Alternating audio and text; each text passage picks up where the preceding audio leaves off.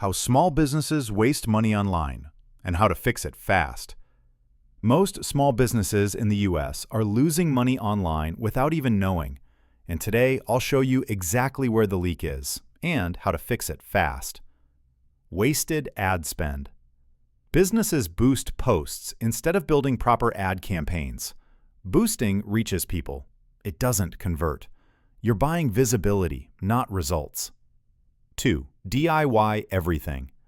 Doing everything yourself feels cheap, but it slows down your growth, drains your time, and costs more long-term. 3. No clear offer. If your offer isn't clear, strong, and benefit-driven, no amount of ads will fix it. Fix these 3 issues, and your online results will improve instantly. If you want done-for-you help, visit itbeesolution.com, where small businesses grow smarter.